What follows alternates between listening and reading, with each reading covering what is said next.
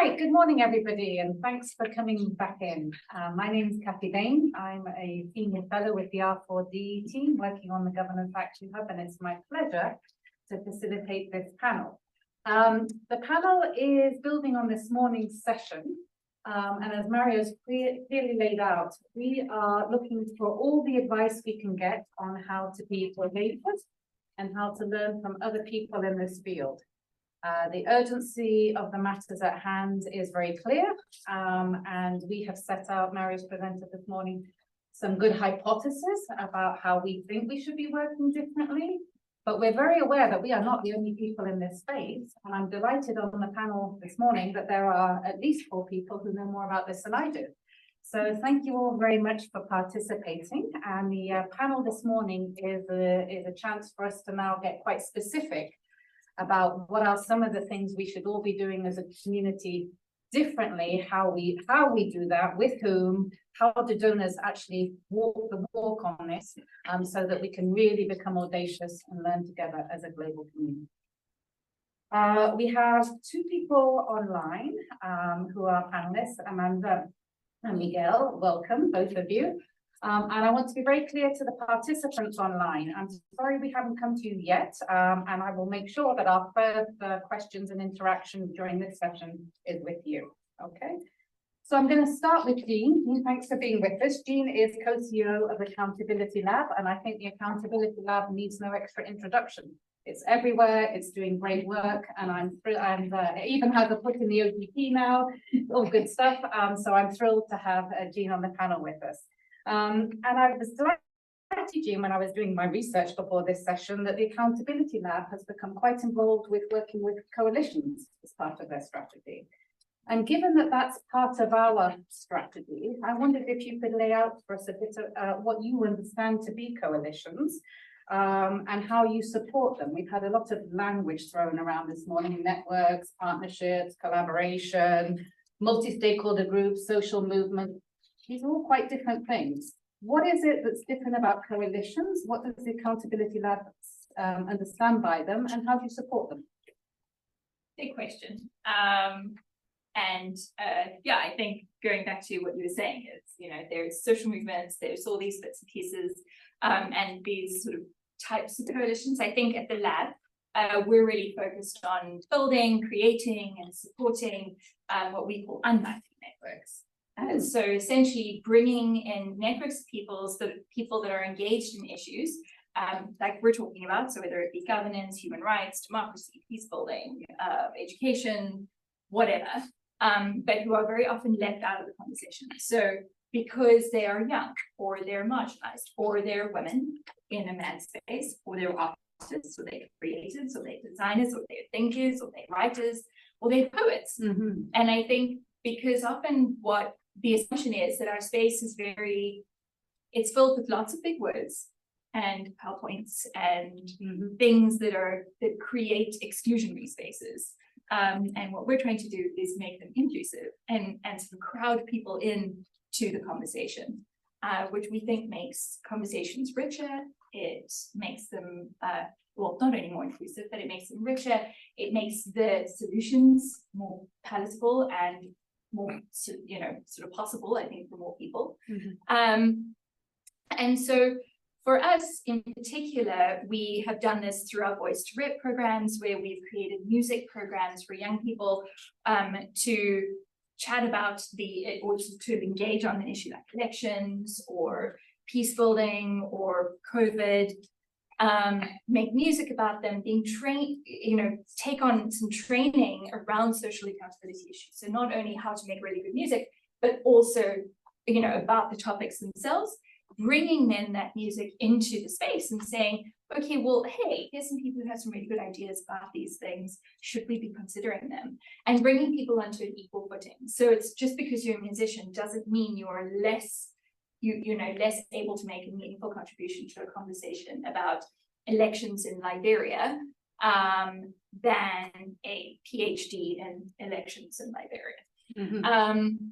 And then I think sort of Integrity Icon, which is our campaign to name and fame honest civil servants, that's also, creating spaces for people to engage in what a civil service needs to look like, not just for politicians and for the public service to talk about the public service, but also for ordinary people to talk about what integrity and good governance means. And then bringing them in, crowding them into a sort of a level playing field with public servants to say, hey, these are the things I really like. These are the things that I don't like. These are the things that have been really great in my community. Can we do more of those?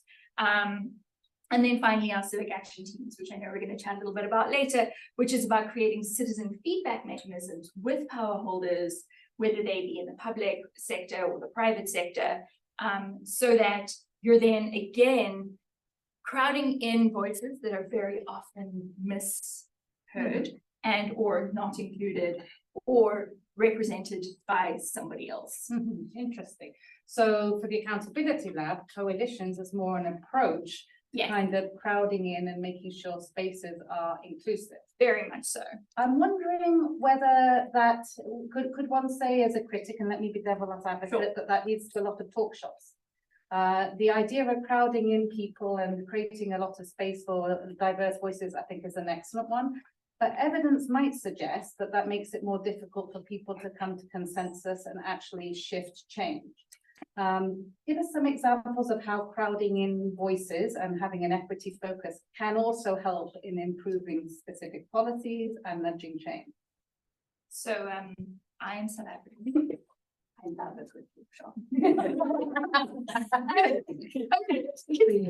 No, I mean, I think that, like, honestly, conversation, like, we can never underestimate the power of creating space for everyone's voice to be heard. Granted, this isn't at the exclusion of getting things done. And we're very focused on getting things done, in particular because we work with young people and young people want to get things done.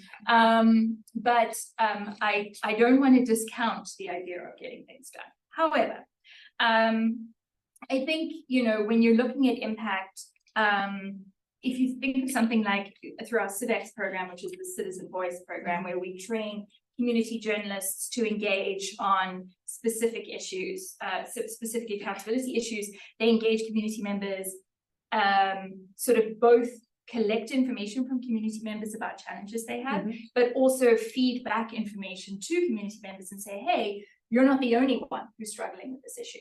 There are 65% of this community is also struggling. So let's speak with one voice about this issue to power holders.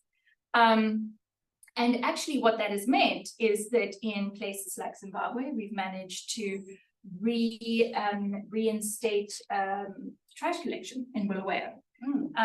In other parts of Zimbabwe, we've managed to work with the public and private sector to essentially get a private sector company to withdraw its bid to purchase a wetland, because a bunch of young people were like, hey, I'm not the only one that's concerned about this issue. Let's band together and create a coalition to work on this. And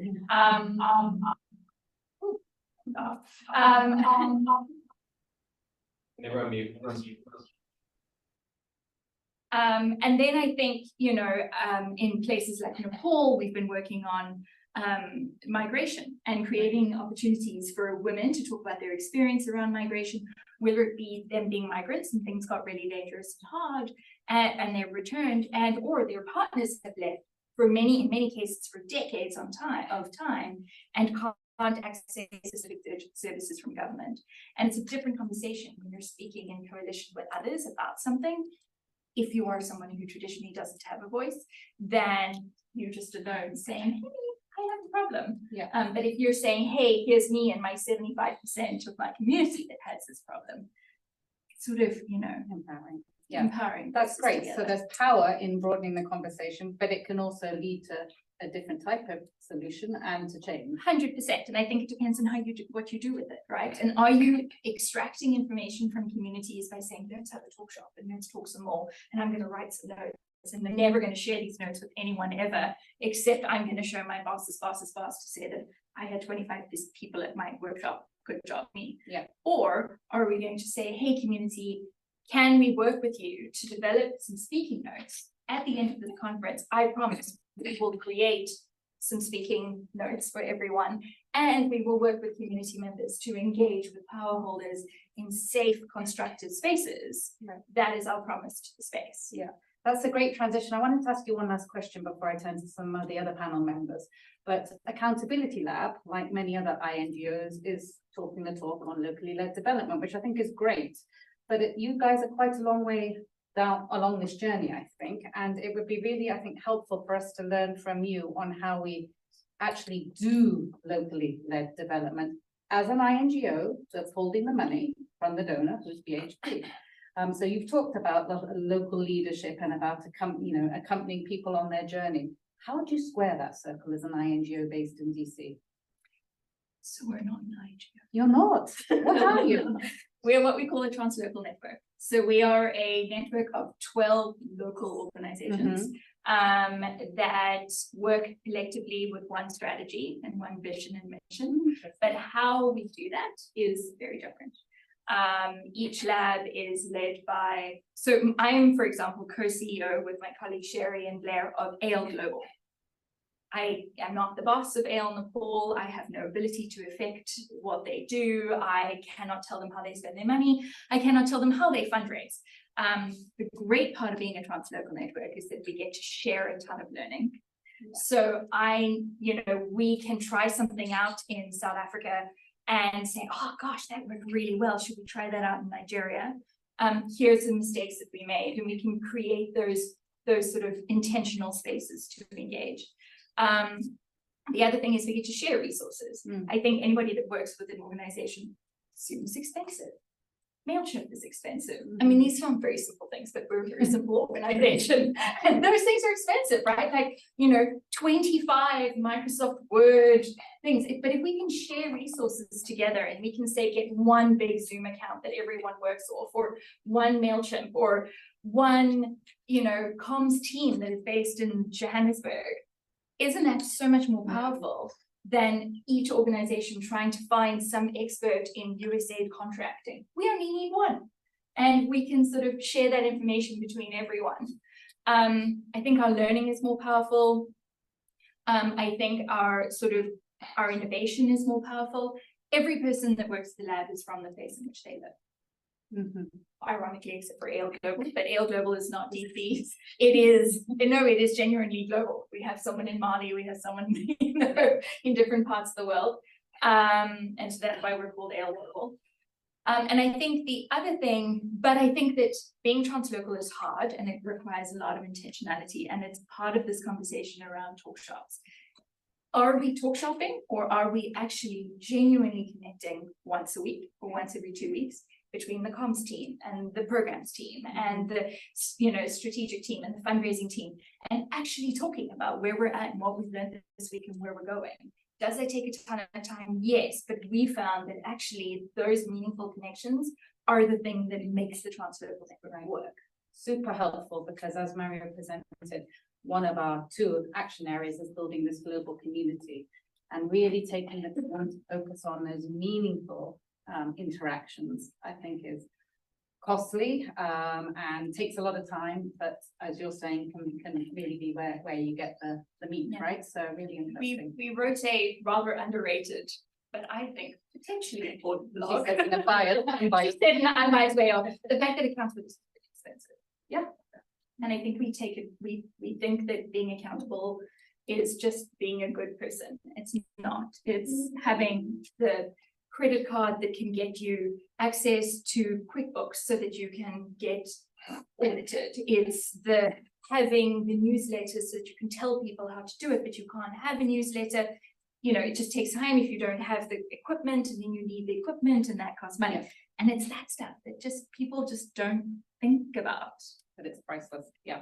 Great. Thank you, Jean. I'll come back to you. Amanda, I'll turn to you next, if I may. Amanda Folsom is the Senior Director of Collaborative Learning at Results for Development and has 20 years working in collaborative learning, mainly in the health space. And she's been super important to us as a team as we've been thinking through how we can build on collaborative learning models, including the one that Miguel will talk to us about from Peru, as we develop the Governance Action Hub. And Amanda, you and I have talked a bit, but I wanted you to be able to stay here and hear what the audience thinks too. But a lot of the collaborative learning work that R4D has done has been about opening these spaces, as Jean has talked about, bringing in new voices, but in particular sectors, either governments together or around health issues. I'm wondering how well you think that that type of approach will lend itself to governance issues, which are quite often very complex and not single sector, but also need resolving with multiple perspectives, right? Private sector, civil society, and government. How do you see, what tweaks do you see us having to make in a collaborative learning type approach as we try and learn from you in this Governance Action Hub? Thank you, Kathy, and congratulations to all on the launch of the Governance Action Hub. I think this is a really important question, and I've enjoyed the discussions we've been having around how collaborative learning networks, which are communities of learning, we've been supporting more than 20 of these over the past 15 years in R4D's history, much in global health, as you said, and increasingly in our education and nutrition practices. And we've been learning a lot, and I'm really excited about the potential for adapting and using this collaborative learning approach in the governance space. And with this complex issue around multi-stakeholder engagement. And I think a lot of what Jean just said about principles for coalitions really apply too to how we think about principles for collaborative learning.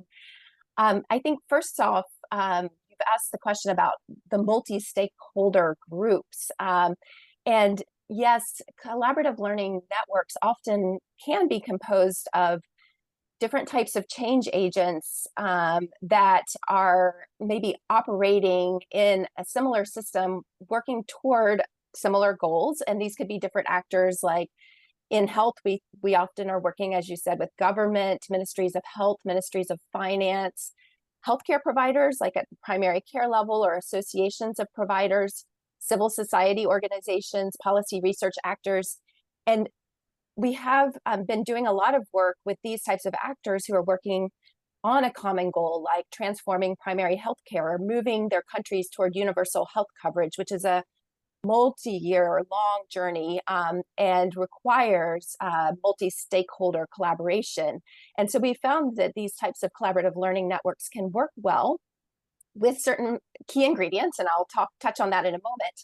We also have done some work with more homogeneous groups of change agents. So it might be that, we're all working with health policy research organizations across multiple countries. They all have similar missions and roles that they play in their systems. And so there's some kind of common issues they're facing in their disciplines and work. And so we found that both types of groupings can work, but they do require some tailored approaches for sure around stakeholder engagement.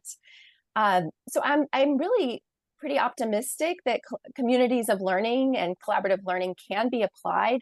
I think the first reason why is that learning as an endeavor can be kind of a disarming first step, I think, to help diffuse some of the power dynamics. And then the learning can later lead to more radical collaboration, collective action. And if the base is learning and some of the key ingredients and principles are there, that can, over time, start to lead toward that more radical collaboration.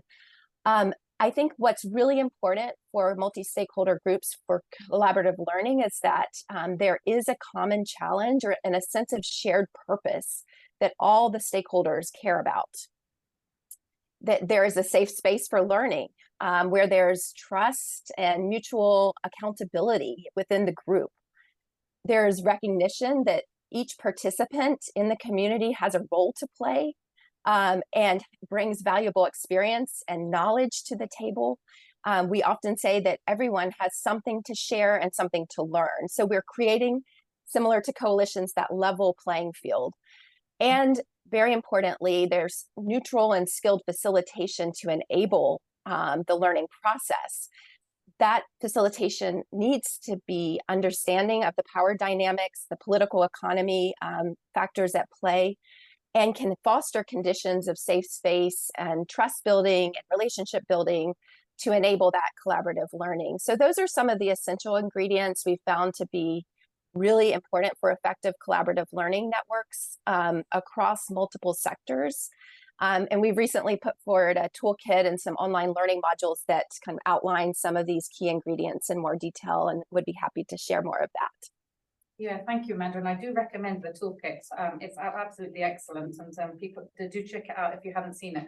I'll come to Miguel in a minute to get some examples. So I think Peru and the example that Miguel's been involved in is a really good example of what you're saying, Amanda, of applying the community of learning approach to a very difficult community that suffered through extraction processes in Peru, and we'll get some examples from him. But before I go on to that, I wanted to ask you a question about learning too, because as part of the design team on the Governance Action Hub, we've been really trying to think about how we can be meaningful in our learning approach.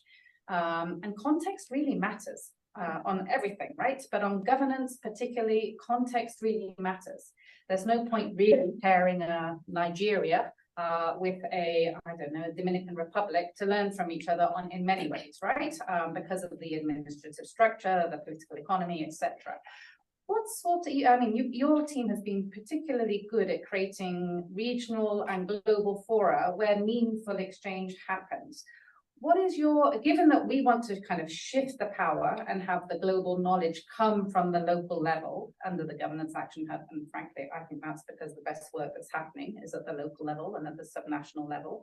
And given that we want to help co-curate that knowledge and put that knowledge back with local partners at the global level, where we all have so much to learn from it, how can we do that in a way that takes stock of context and where we're pairing perhaps countries that have something in common, and where we're creating discussions where people can go home and say, I think I could try that, rather than, oh my God, that would never work because in my country, local government has no power, right? How do you think we can be meaningful about that global learning journey that starts at the local level?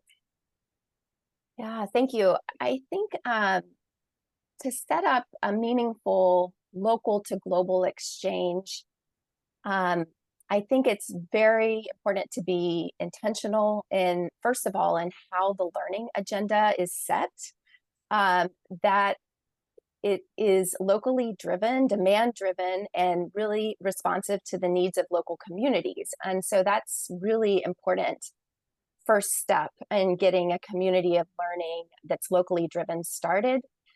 I think facilitation plays an important role in really understanding the needs of the community, listening carefully and actively and continuously listening and adjusting as needed, synthesizing that demand, and identifying those areas of commonality that are starting to emerge from community members from very different contexts. And I think through that process of careful listening and demand scoping, we can often find unexpected commonalities, but also some important differences that we have to take into consideration in defining a learning agenda. And the learning agenda, normally, if it's across different contexts, pairing countries from different regions of the world, for example, it can be possible to find areas of commonality. They are actually quite common in many cases, but it really requires drilling down and understanding deeply the issues and the root causes, and trying to get deeper into the issues to really start unpacking and creating a fruitful learning process. I think a second part of that is really ensuring that the question of who is involved is really front and center too in getting a community started, ensuring inclusive spaces, that different types of stakeholders are around the table, as we talked about, and that those are actors that can affect change locally and work together collectively, and can be building on existing local coalitions, and also recruiting and bringing in underrepresented voices. So that, I think, is also really important foundational work in getting a locally driven community started. And then I think finally, to inform global level, it's really important throughout the learning journey. And this is, I think, one thing that sets collaborative learning networks that we've been supporting apart from a lot of just peer-to-peer learning workshops that we've all experienced, is that there's a lot of intentionality around capturing the learning into some sort of product that really captures the voices and the tacit or experiential knowledge which exists in the community and can be shared across different contexts and adapted into local contexts. It can also be shared to inform global learning and global action as well, and really brings out the voices and real experiences from different communities. So investing in those products is also really important as part of the process. Thank you, Amanda. Please stay with us. I'll probably come back to you. Miguel, lovely to see you. I'm sorry you couldn't be here in person. Miguel was meant to travel but was unable, but lovely to have you on the panel. Miguel is the Executive Director and founder of CCPM in Peru, which is a consultancy group. And Miguel, I wondered if I could start by asking you to tell participants a bit about, because I know you have about 20 years of working in extractive communities in the Andes region. And I think if you haven't worked in the extractive space, it's often quite hard to understand why it's so difficult to embark on a collaborative learning experience, right? So tell us a bit about what you face when you go into an extractive community in terms of the type of social contract, the type of trust there is, the way that people view collaboration and participation, and how they react when you propose that kind of thing. Thank you very much. Thank you for the invitation. I am very glad to be here. As you just said, I'm recovering from a severe flu. This is the reason because I am not there. Well, regarding your question, yeah, it's difficult to implement or develop mining activities in the Andes, but not just in the Andes. It's a global challenge. It's mining activities is difficult in many regions of the world, particularly in the Andes. But we believe that the problem is not just the weakness of the government. In some cases, it probably is connected with the logic of the business in mining, because it is not it is adverse to risk. They control a lot of costs. In some of cases, this approach don't allow to understand the context. The main issue is the context. In the Andean region, the context is very complex in general.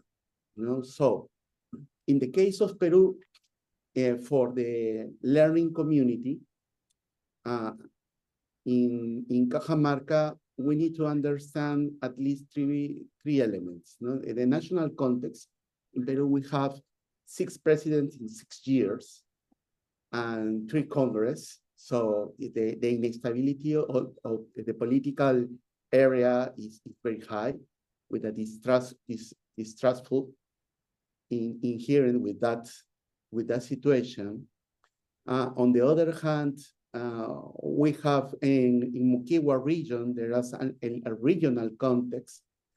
In the case of Moquegua, it's basically a mining region, but it is a region with a lot of water. It's very dry. It is a continuum of the desert of Atacama. It's a small region with people who mainly live in cities with high level of education. So understand the national context, understand the regional context, and understand the expectative of the different stakeholders is the main consideration for building the community of learning. Because why this is important? Because probably what we are applying in this region is not necessarily applying in other regions. In larger regions with rural populations, with more water, etc., etc. So our idea in the community of learning and practice in Moquegua is to start to understand as a pilot, what works, and then try to identify the specific components of that experience in order to apply in other regions if it's possible. That's super helpful. And I wanted to ask you, Miguel, in some ways, I see communities of learning as a kind of first step in coalition building, because as Amanda said, the learning, if it's done in a kind of purposeful way, can become the big equalizer, right? It can put everybody on an equal playing field. And I understand that even in this very difficult context in Peru, with political instability at different levels, communities that have been promised many things and not seen them follow through, this trust building and this learning process has in fact crowded people into a community of learning that's beginning to look like it might provide the foundations for a kind of coalition that can bring around change. Can you tell us a little bit about that process? Yes. Well, our first step was an interview with the members who participate in a former multi-stakeholder space called REMI. It was that space reunited this stakeholder in order to discuss the vision of the mining in 2030. So we invited these people and interviewed in order to understand what is your vision about the development of the territory. That was the first step, to understand the different visions, understand the interest for this kind of the space, because this space is not a regular multi-stakeholder space in Peru. The multi-stakeholder spaces in mining is regarding negotiation, is regarding crisis, it's not regarding learning. So for them was weird at the beginning, then understand the process after several meetings, then more organization asked for integrate the community of learning and practice. What is the interest, the main interest of these people? Because the composition, this is the one key issue. No? The Moquegua regional government is part of the community of learning. Major mining companies active in the region are part of the community of learning. Civil society groups such as Poverty Reductions Roundtable and NGOs, Professional Association of Economists and Journalists, Local Development Fund, and academic institutions such as National University of Moquegua. So it is people who are not connected regularly. When they are appearing in one space is for negotiation, we're in a crisis, not for interchange ideas, interchange experiences. Why is important that? Because in the interchange ideas, they have the opportunity to learn to the other, understand the other visions, and build a common ground. It is important in common ground because without that, it is impossible to build a common solution. Right.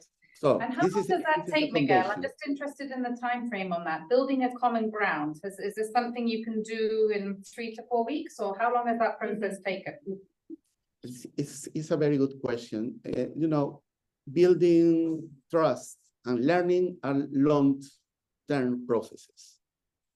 No, in that case, it takes at least 6 months at the beginning to confirm the community of learning.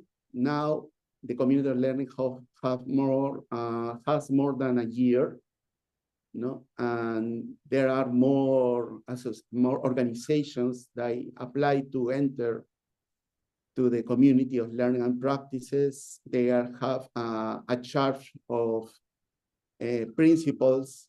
They have working groups even for applying knowledge.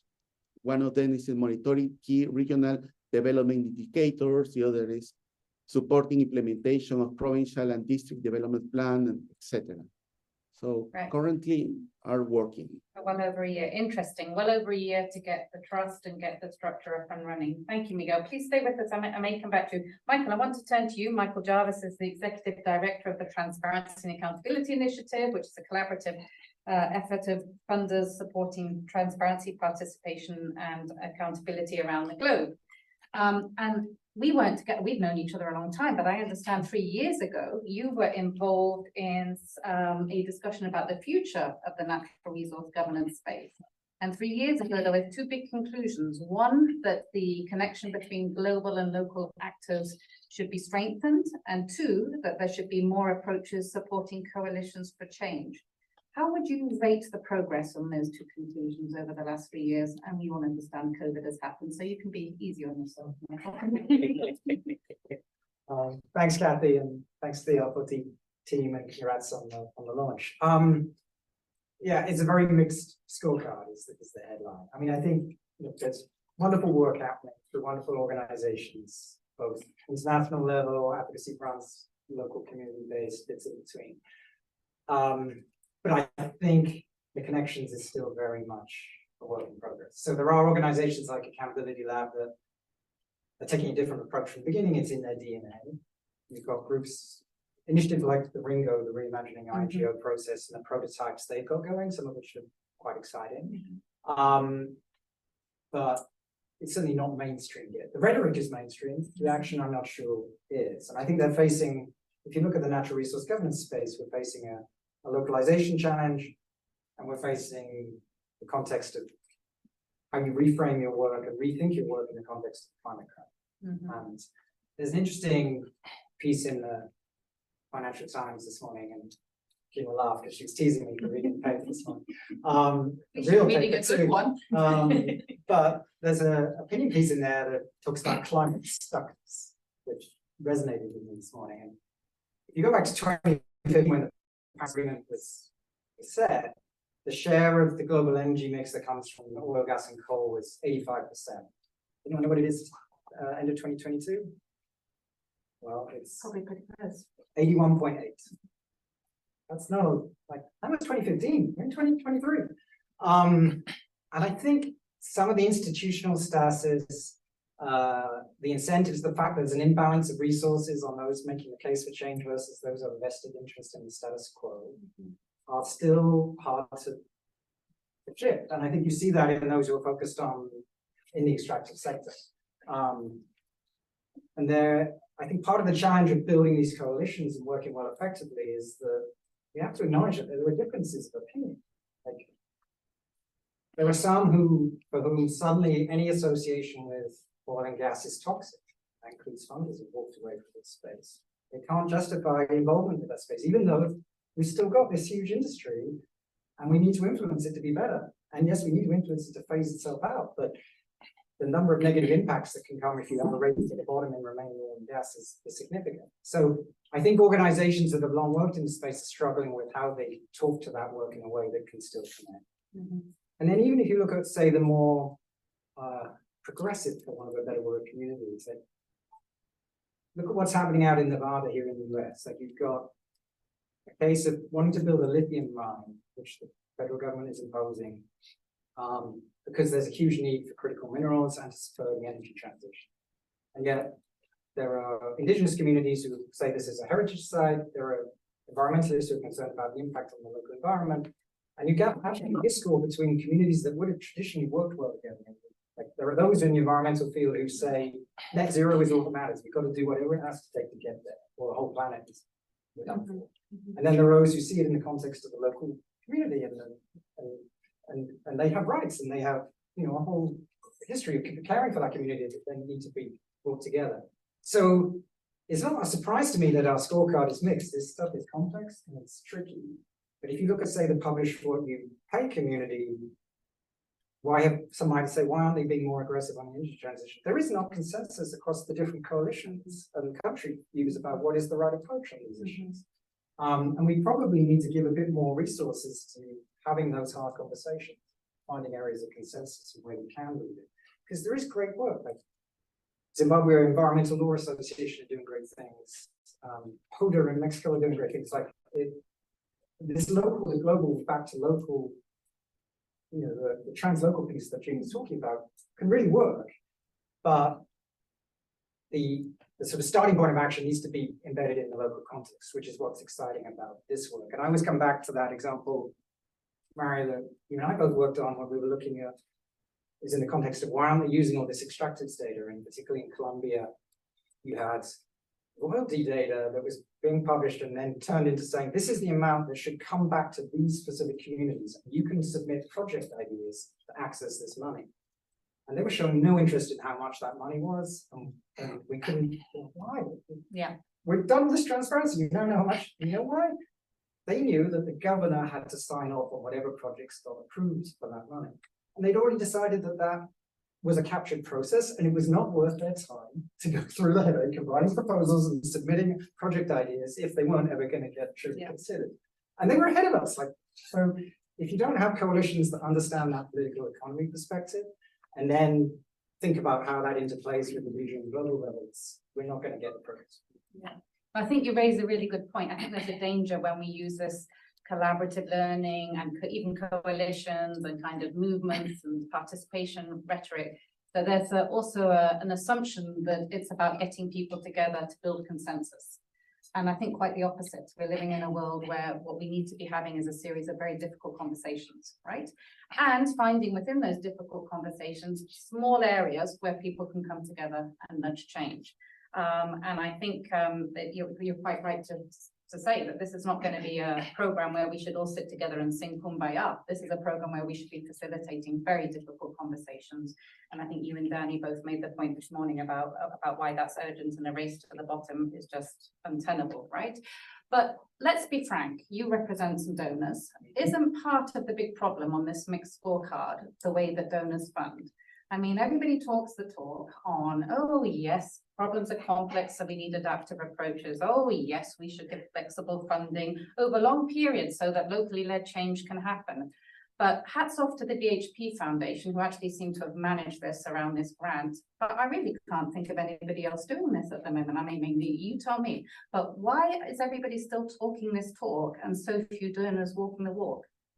Yeah, it's a culture change and it's a systems change, and it takes time. And that's not to make excuses. I think that there are some areas of progress, is not enough.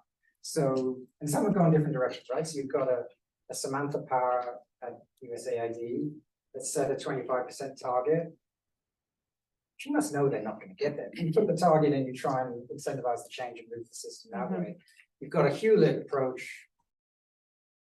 We're going to think and build around focus countries. So we're only going to work on programming that in this set of countries, that's an issue that's resonating local, and we're hearing from our partners on the ground that that's something they care about and want to work on. And you go that approach. So it's a different angle to localization.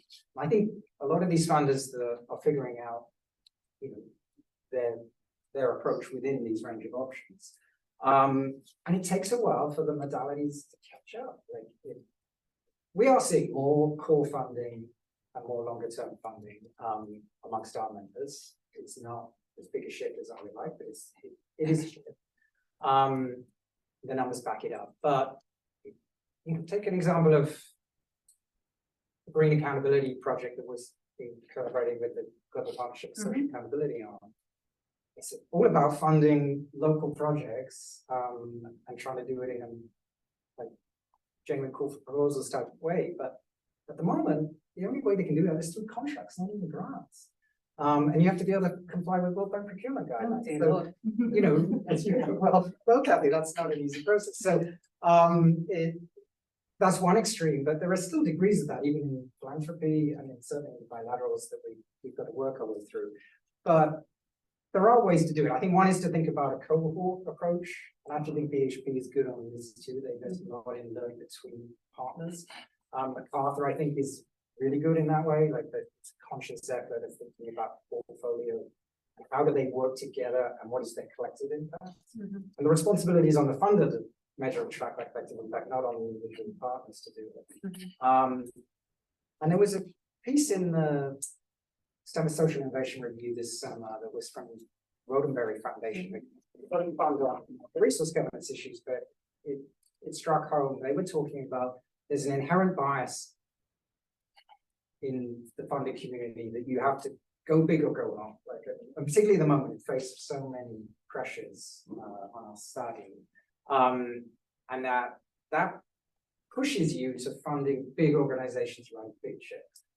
But they actually went in, and the portfolios they care about, they found ways of, if you fund local groups embedded in, they can still influence systems change. Just because you're local doesn't mean that you can't have a bigger ripple effect and impact. And so I think a part of it is sharing those types of examples, building those examples within the natural resource governance space, and changing that mindset a little bit, because the default assumption is, shoot, we're in a mess. The only way is we're going to throw quite a huge amount of money at this. And that means that only these types of organizations can receive money and comply. We're never actually going to get to that sort of level of change. Yeah, I completely agree. And I think it's, you know, you and I both worked at the World Bank. People might look at this program and say, $6 million, what can you do with $6 million in the bank, right? I actually think it's great that the DHP Foundation has put a good amount of money on the table. It's not huge by World Bank standards, but the solutions to these problems are not problems that need a ton of money either. It's about funding processes that are locally led with learning at the center. The nudge systems change. This does not need billions of dollars. I'm sorry, I know it's the annual meetings of the World Bank, and I'm probably, if anybody's listening, AJ's chances of doing a capital increase. But you know, it's not huge money that's needed. What's needed is a different way of nudging and supporting as external allies change. So if you are a funder out there and you want to mitigate some of your risk and come in with the BHP Foundation to try and do things differently, please do let us know. We would be very happy to work with you. Now, I've got more questions, but I just want to make sure from Mario, if there are, I want to make sure we have people online coming in if possible. Yes, really quick. There are like 3 questions. At least 2, I would say that you already like touched base on it. So I just want to mention it regardless, right? One was from before, and it was about the importance, right, of political economic constraints and factors, and if really like international partners, donors, and so on are actually using political economy analysis to inform their strategies. That is the complete question. The second question is about how do we facilitate bridging the gap from research and advocacy to practical assistance? And there is a third one, but let me just go back to it in a moment. But those are the 2 questions that we have. Okay, so a nice one about political economy at the moment. When I started my career, that was something we lobbied for, and then we all did a bunch of studies that stayed on shelves. Hopefully that's not the case anymore. I'm showing my age. But tell us a bit from Accountability Lab's perspective. How does one do meaningful political economy around your programs in a way that you understand the context that you're working in, not once, but the whole time, every day that you all come to work? Ooh, good question. I think, look, I mean, we're not researchers, we're not economists, we're not historians, we're not necessarily political scientists or anthropologists. I think we're a little bit of all of them because we live in the places in which we survive, right? So, and which we work. So on a daily basis, we're sort of analyzing where we're at, what are we looking at, who are we talking to, why are we talking to them, what are they responding to us? And I think that what is always really helpful is, you know, we have all these people that know that last year there was electricity on Tuesday, Thursdays, Fridays, and Saturdays, and now there's electricity on Wednesdays. Why is that? And so suddenly we start asking questions about the, you know, what is happening there, and is this, you know, in the case of South Africa, our team faces it every day. I think as most people know, and I think the conversations then sort of lend themselves to: is this because we don't have enough, you know, coal to fire the stations? Is it because the coal is dirty and because it's not working? Is it because somebody stole it? Is it because what? And I think that once we start asking those questions, I think you sort of, and you bring the community with you, or at least our communities, which are now issues, you suddenly then have a whole lot of, I mean, in South Africa, everyone is the world expert on state capture. we have lots of thoughts. We know things, we read the paper, you talk to the Uber guy will tell you all about how his wife can't get a job because of state capture.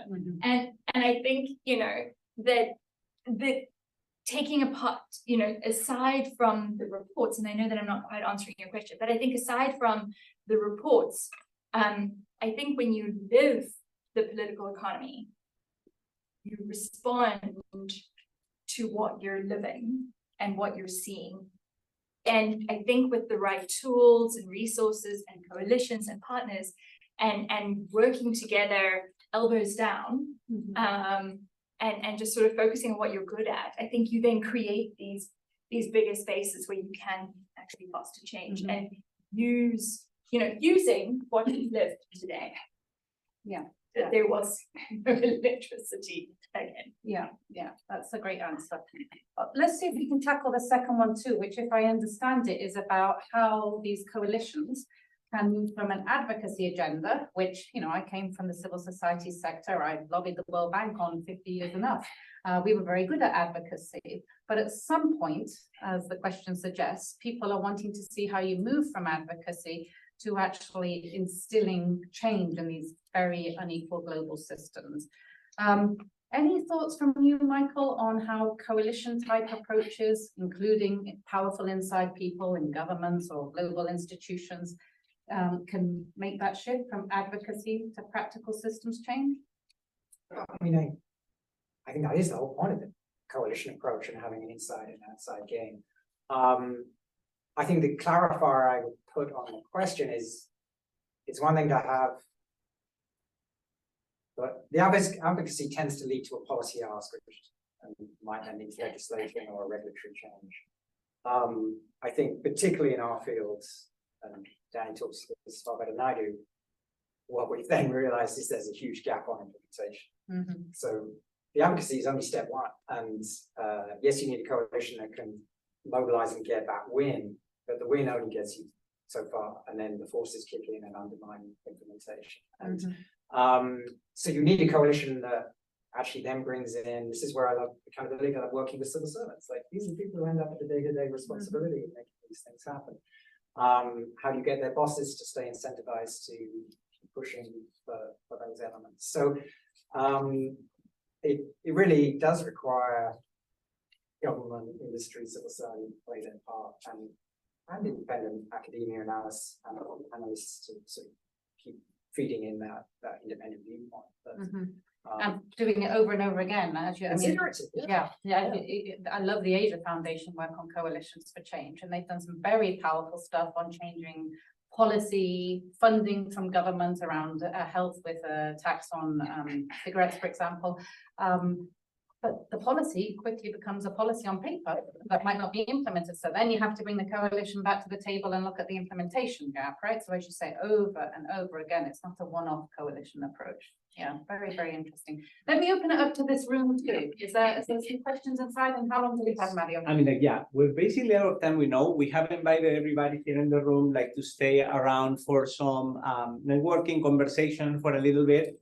Those online that can stay with us a few extra minutes for additional comments, please, are more than welcome. But please, yes, if anybody has any reaction on what has been said here in the room or also online, let us know, please. Yes, please. Would you mind introducing yourself? And yes, yes, my name is Alejandro Lara, and it's very nice to be here today. I learned a lot how to move on with our lives and, you know, your projects and things like that. And also acknowledge Daniel Kaufman, which is sitting on my left. I happened to, we met during my time at the World Bank many years ago, and he's been one of my admirers, always follow him all the time. I want to start just very briefly with a topic that is a result of my dissertation research. It's called At the Intersection of Lifelong Learning, Aging, Technology, and Brain Sciences, and why those four domains interact. Because lifelong learning, you mentioned several times, it's about learning. It's about educating ourselves throughout our lives. So it's not just investing or spending. Most people use the word spending, and I don't like that. It's about investing in early education is investing about in like, well, I divided up in 3 phases. 1, early, 2, mid-level, and 3, aging population. Because most times, especially multilaterals, some nonprofits tend to forget about investing in aging population. Alejandro, can I urge you to ask a question? So the question is how to better invest in that aging population, in the adult population, because it's about not forgetting about the segment, which is very important. You know, we're missing the institutional knowledge on how to apply these concepts. So yes, investing rather than spending. Okay, thank you. Let me invite you to give any reactions to that. Let me also try and reframe that, because you've spurred a very interesting thought, and I'd love to see your thesis, Alejandro, in about adaptive mindsets. Because you know, these people who do this work well, and I mean playing a supportive role in supporting local actors to solve complex problems, we know have adaptive mindsets, which means they have a lifelong love of learning, right? And they are willing to take risks and try things that fail. And Danny said this morning, we should be prepared to fail and learn from it, right? Any thoughts on Alejandro's questions, or any thoughts more broadly on adaptive mindsets and how we might do this in this project, how we might do that more broadly with donors, examples of how you've done this in Accountability Lab, Jean, and maybe Amanda and Miguel, if either of you have any thoughts on this learning and adaptive mindsets question that Alejandro's thesis has brought up, please let us know. It looks like Amanda might have something to say. Very hard to tell from here, Amanda, but do you have something to say?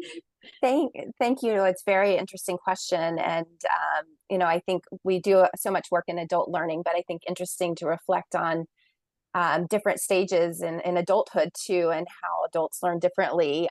So I think that's a really interesting reflection. And more generally, I think that the learning communities and I think the potential for the Governance Action Hub is really to foster dialogue and exchange of ideas as an entry point for more radical collaboration and collective action. But that is done through looking at issues from different angles, and it will require, I think, a very carefully and systematically facilitated process that includes guiding the group through analysis of political economy and diagnosing root causes of some of the challenges, and supporting the group to really reflect on power dynamics and incentives at play that may impede progress, and helping them to move toward action plans, or co-creating something together that they can adapt and use in their contexts.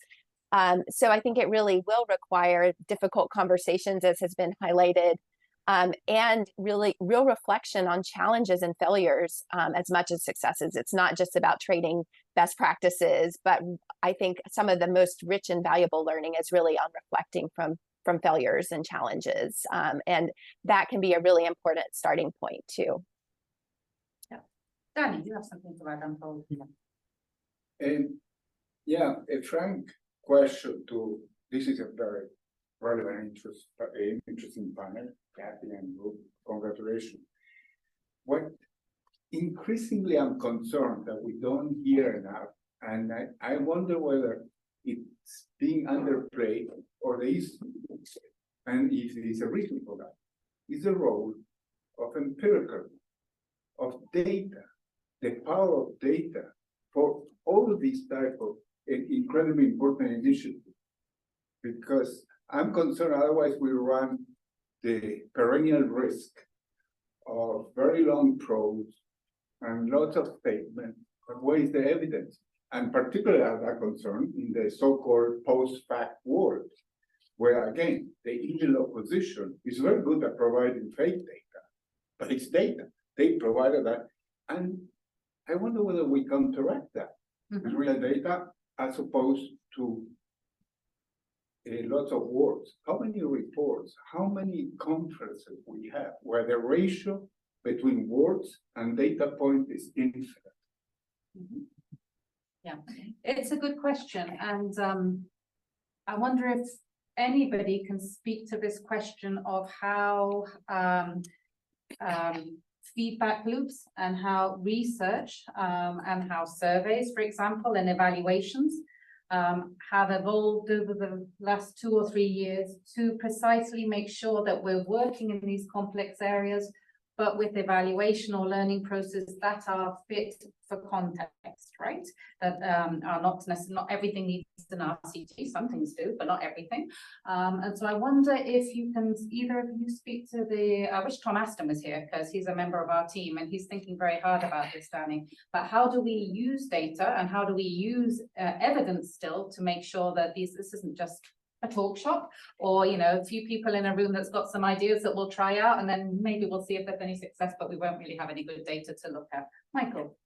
Yeah, I mean, I think this is one area where actually funded practice is evolving. So there's much more flexibility about thinking about how you conceive of and measure success and impact. And case in point would be Luminate, who, when I started with TI, they required quarterly reporting. They set like conditional indicators where if you didn't meet that, your funding was at risk. And they're now on a completely different track. It's built around hypotheses and testing hypotheses. With data. With data. Yes. And they take what they can from the partners' work, and it's to inform their understanding of how they're meeting them. That's just one illustration. So I think there has been a significant evolution.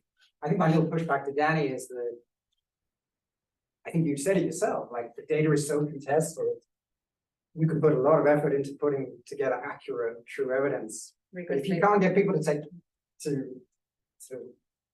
take that on board and not dismiss it out of hand, it's difficult. And we are seeing disinformation impact this sector. It's not just in the health sector. It's like there was a rare earths mine that was going to be built in Malaysia, and a Chinese disinformation camp pretty much scuppered that thing. And you can influence public opinion. You can use different competing data sources. So, yes, we need the hard data. We need to build our cases, particularly in where you make investment around that. But we need to be sensitive to it's a rough game out there.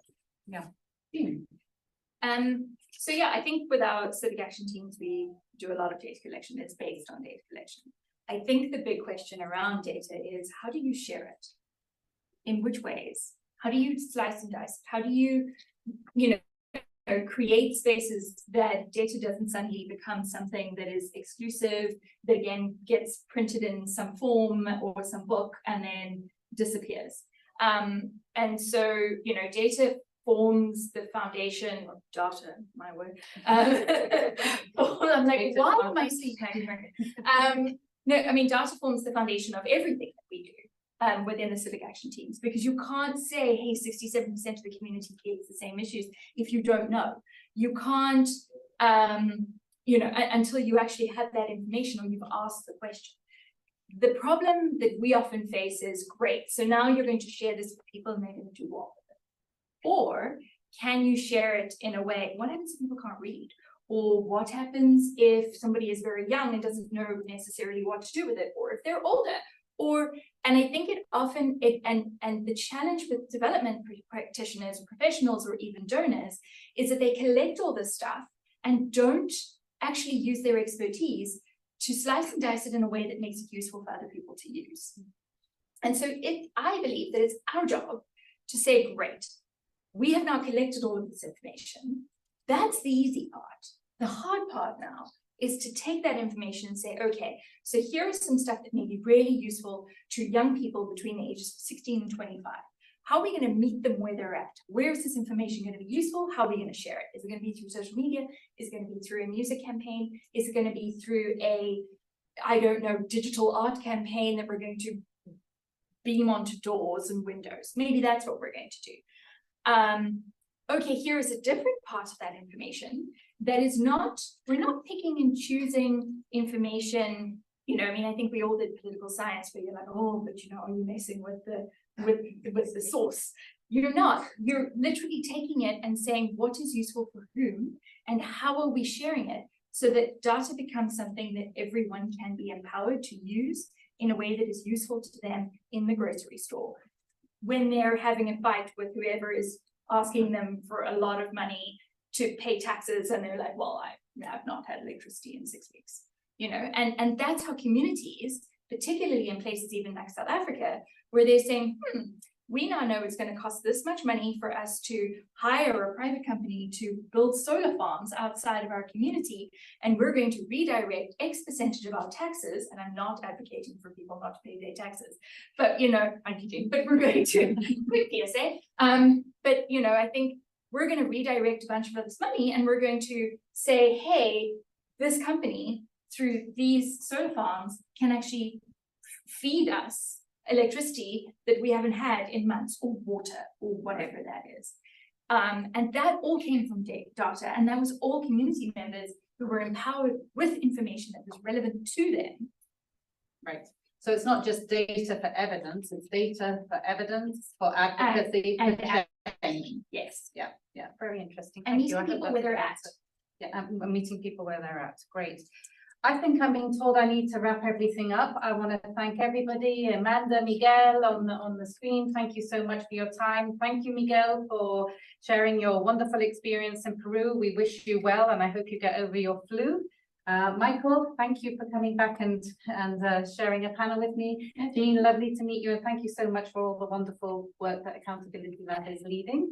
As I said at the beginning, we have a lot to learn from everybody on this panel, and we have actually, we did a listening tour in the design of the Governance Action Hub where we spoke. I know we spoke to you, and I know Mario spoke to you guys too, but I think we spoke to over 30 organizations, and we completely shifted our thinking on a lot of stuff, and we will continue to shift our thinking until we get this right. So thank you everybody for being so candid and open with us. Thank you.